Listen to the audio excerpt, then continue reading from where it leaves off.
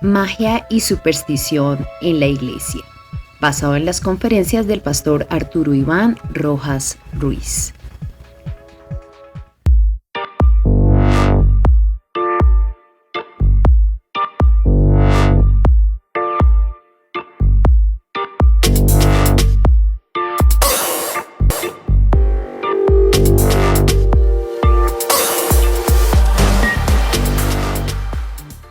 Recordemos qué es la actitud mágica. Es precisamente la intención típicamente humana de utilizar a Dios para nuestros propios fines en vez de reconocerlo y someternos humildemente a Él de manera desinteresada, confiada e incondicional. Ahora recordemos lo que es superstición. La superstición se define como la tendencia derivada del temor o de la ignorancia a atribuir carácter sobrenatural, sagrado u oculto a determinados acontecimientos o a creer en vanos presagios sin fundamento alguno, los famosos agüeros. Eso sí, la superstición siempre refuerza la actitud mágica. En los temas anteriores tratamos 3 tipos de magia: la ritualista, la pragmática utilitarista, la supersticiosa, y el día de hoy trataremos la magia autoritarista.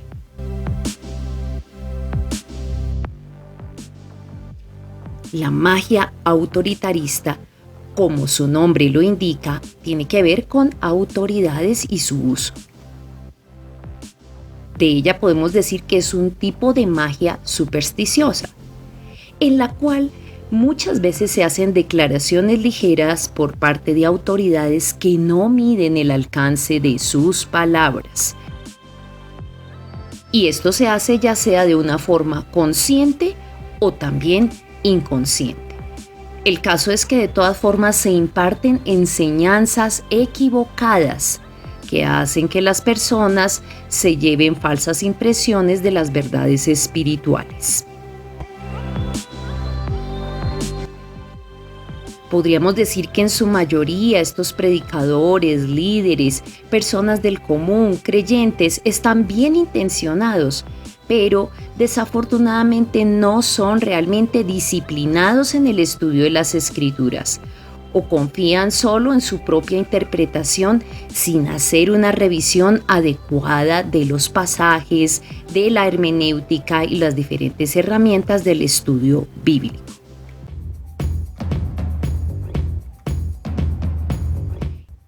Y precisamente por esta falta de guianza del Espíritu Santo, de capacitarse adecuadamente, muchas veces sin proponérselo refuerzan la actitud mágica. Esta la vemos representada en varios elementos que trataremos a continuación.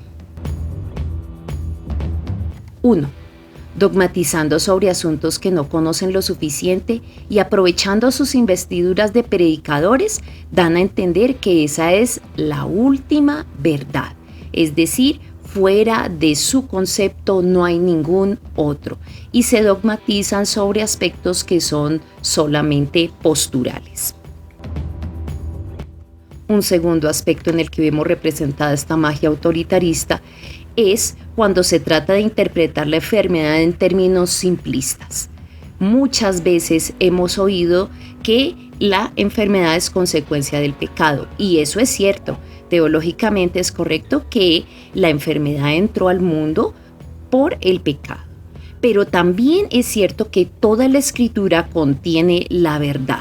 Y tenemos que saber que según lo relatan las Escrituras, la enfermedad es multicausal, pero ellos toman la enfermedad solo como el castigo divino, y eso hace que muchos creyentes empiecen a tener sentimientos de culpa, hecho que lo que hace es agravar precisamente su situación de salud. Y es que a veces se desconocen o se olvidan historias como la de Job. Si la leemos con detenimiento, sabemos que era un hombre justo y su enfermedad no es a causa del pecado. También vemos Otros ejemplos en los que Dios permite incluso la muerte, como en el caso de Lázaro, porque quería mostrar su gloria a través de lo que él quería hacer. De este modo, la enfermedad no puede ser interpretada de estos medios simplistas, sino que tenemos que recordar que, entre otras, las causas de la enfermedad pueden ser: 1. El pecado. La falta de perdón, evidentemente, puede ser una de las causas. Por eso, cuando oramos en nuestras iglesias, lo primero que tenemos que revisar y pedirle a la persona es que revise su corazón y mire si hay temas de perdón, ya que si no hay un perdón verdadero, no se puede obtener la sanidad. Pero también la enfermedad puede ser una prueba para fortalecer el carácter. Y allí se obtienen las más grandes enseñanzas de la vida que hacen que el crecimiento espiritual de un creyente se dispare. Otro aspecto es que Dios quiere simplemente manifestar su gloria, como ya veíamos en el caso de Lázaro, o en otros que Él quiere mostrar su poder y darnos a entender que Él es el Dios de toda la creación y tiene control sobre todo. Y obviamente existe una cuarta causa y es la consecuencia natural de estar en un mundo caído. No estamos exentos de enfermedad. Aparte de esta, encontramos otras manifestaciones que nos muestran esta magia autoritarista, como esta segunda, el abuso de la palabra de ciencia y sabiduría. Es cierto que estos dones del Espíritu Santo siguen actuando el día de hoy y a través de las personas que nos rodean, a través de nuestros líderes, quien nos enseña, recibimos palabra de sabiduría. Dios puede revelar cosas a través de ellos. Pero a veces se toma esta autoridad y las personas empiezan a hablar no precisamente lo del Espíritu Santo, sino lo que proviene de su corazón o meramente de su intelecto, y terminan juzgando al creyente sin saber todas las condiciones que rodean una situación. Y esto genera muchas culpas sobre el creyente que no busca demasiado las Escrituras y se está guiando solo por lo que le dice su líder. También se han tomado decisiones por la otra persona. Tú tienes que hacer esto, tú tienes que vender la casa, tú te tienes que separar, tú tienes que hacer ello. Y ese es un mal entendimiento de la consejería bíblica. Ahora, si bien esto se constituye un abuso de autoridad cuando Dios no ha dado la palabra y es la persona que están dando su propia perspectiva, es cierto que es también una responsabilidad del creyente. Si observamos los creyentes de Berea, dice que ellos todos los días examinaban las Escrituras para ver si era verdad lo que se les anunciaba. Esto sigue vigente para el día de hoy. Tercera forma en que podemos ver algunas evidencias de magia autoritarista. Y es que muchos reemplazan el adivino por el profeta. La profecía es un don maravilloso en el que Dios, con un propósito particular, entrega una palabra o abre la ventana para que podamos ver algunas cosas más de propósito. Pero la profecía tiene sus condiciones dadas. Desafortunadamente, muchos esperan es que les adivinen el futuro, es decir, cambiaron el mago por el profeta, y esta no es una actitud correcta, ni por parte del que dice tener el don, ni de los que le siguen. Es más, hasta hay iglesias dedicadas solo a la profecía, lo cual tampoco es bíblico. Y entramos a la cuarta y una de las más peligrosas formas de magia autoritarista que la hemos visto cundir por toda nuestra América Latina en especial, y es la de la teología de la prosperidad, en la cual hay un mal entendimiento del dinero. A lo cual quiero hacer una observación particular. Yo tuve la oportunidad de conocer de Dios de muy niña, y en la iglesia donde conocí se preponderaba tanto la pobreza y como que eran tan buenos los hermanitos que no tenían nada y en cambio los ricos eran despreciables. Creo que esa actitud tampoco era correcta. Es más, se veía con malos ojos al que quería ser profesional, el que quería tener negocios, porque no deberíamos ser como los pobres. Y esa corriente era muy generalizada en muchos pueblos. Ese corto espíritu tampoco es del Señor, y lo que hizo fue generar precisamente una reacción en contra de ello, y muchos predicadores se tuvieron que levantar a hablar de que Dios sí da la prosperidad, que este reino también en la tierra puede ser conquistado. Eso estaba bien, pero desafortunadamente muchos se desbocaron y se fueron a la línea totalmente contraria. Y hoy con los efectos televisivos masivos y eventos, lo que hacemos ver es un efecto desmedido y una fuerza y un amor por el dinero que no corresponde al espíritu bíblico. Esta teología nos ha mostrado que el dinero, las posiciones y los pactos es lo más importante en la iglesia, contrario a la enseñanza bíblica de Jesucristo.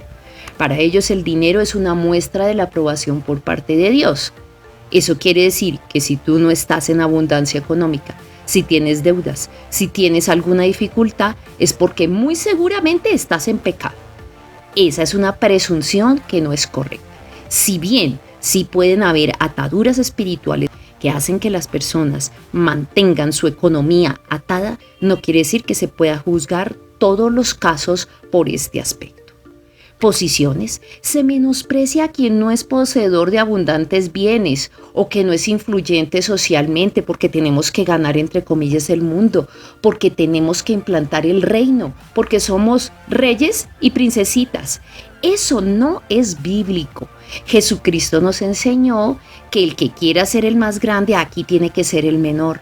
En ningún momento se habló de que estas fueran las posiciones y en cambio sí hay muchos ejemplos bíblicos que nos muestran el problema que se da cuando preponderamos la posición de algunos y el menosprecio de otros. Pactos. Este es un tema bien controversial porque muchos han vuelto los pactos simplemente un tema de dinero. Y si entendemos los pactos bíblicamente y todas las formas dispensacionales que hay respecto a ellos, realmente la connotación económica no es como la muestran estos predicadores. En ellos se compromete a sus feligreses a dar unas cifras de dinero asegurando la respuesta por parte de Dios. ¿Quieres tal cosa? Pacta.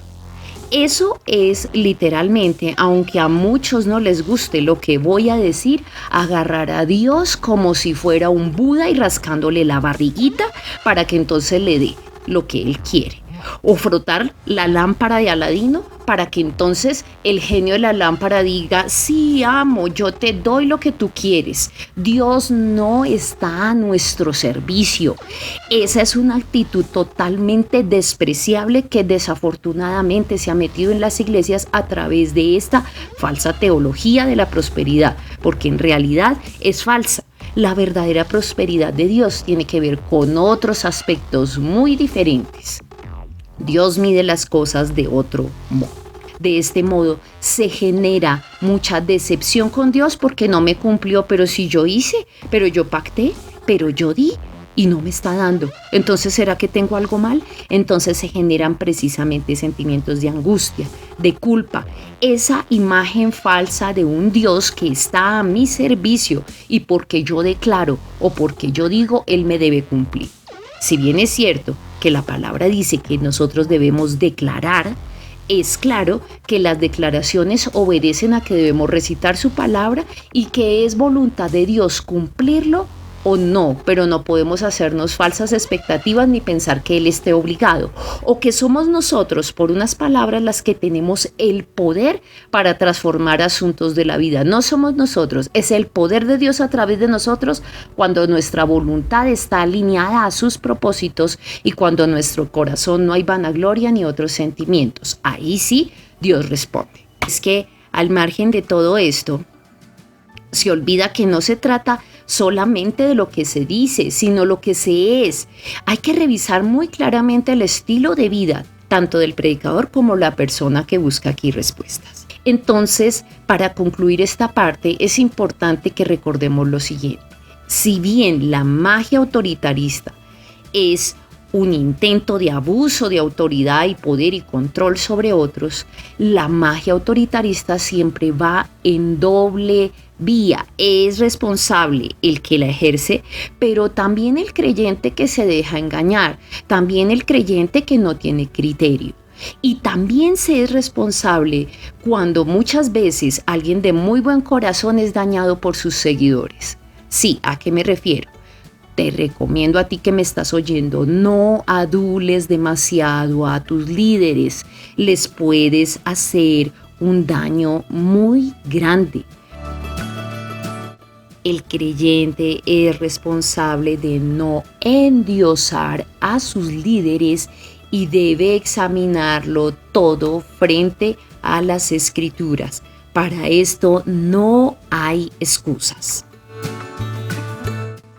Ahora, falta hacer una última aclaración, porque también hay creyentes de todo estilo. Hay algunos que todo lo critican, que quieren imponer su propio criterio y no quieren someterse a las autoridades. Entonces, todo lo que hemos hablado no aplica para discusiones triviales, para terquedades personales y porque queremos implantar nuestro concepto acerca de las Escrituras en un estado de suma ignorancia. No sabemos de qué hablamos, pero sí queremos enseñarle a otros. Eso también es reprochable. Pero la última reflexión siempre tendrá que ver con lo siguiente. Nadie está exento de equivocarse. Nuestros líderes no son infalibles. Primero debemos ir en privado con la persona y hablar en buenos términos, en términos respetuosos, porque nos estamos refiriendo a autoridades que han sido puestas por Dios. Si el tema no logra resolverle, hay que hacerlo con 2 o 3 testigos y si no, ahí se tomarán las otras instancias que la Biblia es clara en su metodología.